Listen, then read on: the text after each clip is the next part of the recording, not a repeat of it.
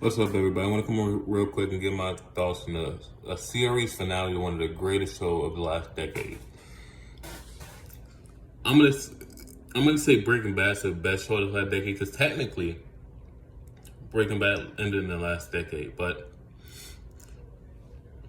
Better Call Saul started in the last decade. So basically, the last 14 to 15 years, Breaking Bad and Better Call Saul were some of the greatest show on television. And what I really, Brian. Bob Aldenberg said something in his farewell video on Twitter. He said something. We were going out here to do something that could have been very, very unlike just for trying. We were going to do something that we were probably going to be unlike just for trying, which is trying to do a sequel to something that's successful and perfect. It's Breaking Bad. And given a lot of hate that a lot of other, this adaptation that other things get, I understand why he would think that. For just trying to do something like that, you were just going to be hated for it. It's trying.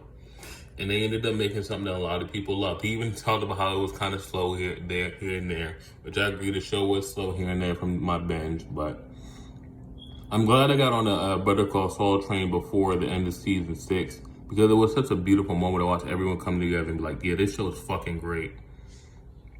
And hopefully another show, Barry, gets that type of love towards its end. But because in all the years I've been on Twitter and everything, you never really see this show talked about a lot. It has a large presence in subreddit, but as far like the Zeitgeist, it wasn't really a big Zeitgeist show like Breaking Bad was.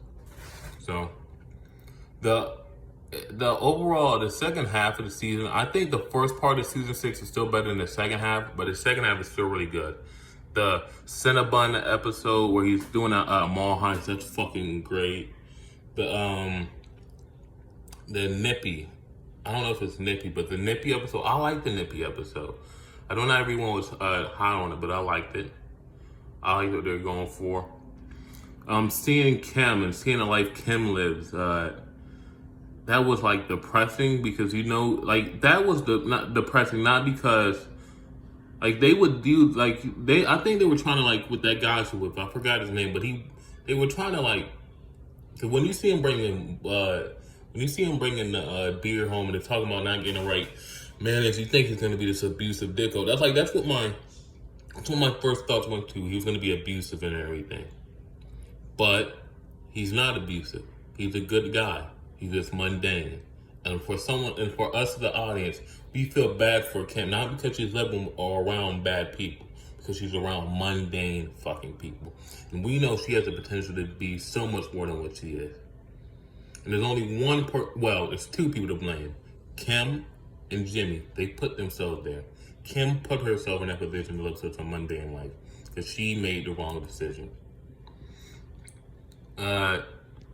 Seeing Gene go back to every time I saw Gene just go further and further down a hole and kept doing more and more heists. All I could keep thinking to myself is him saying in earlier seasons, I could never keep my hand out of the cookie jar. I could never keep my hand out of the cookie jar. That's all I thought about every time he kept going further and further and further. I could never keep my hand out of the cookie jar. That's all I thought.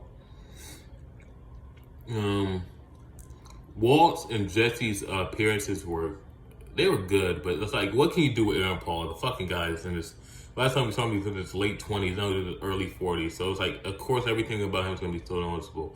With Bryan Cranston, it's easier because once you're a 50 to 60 range, nothing really changes with your body. And if you take care of yourself, you'll probably look the same. So I like their appearances, but it's we all notice it. And I guess they weren't. I thought we were only gonna get one appearance because they were wearing hats and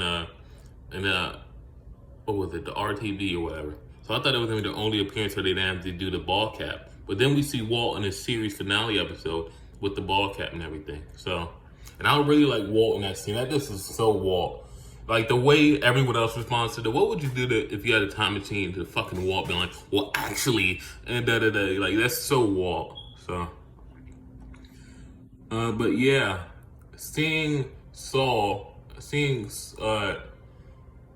Jimmy have an opportunity to basically get a cop out for all his consequences, but instead taking the consequences was a great decision in my opinion.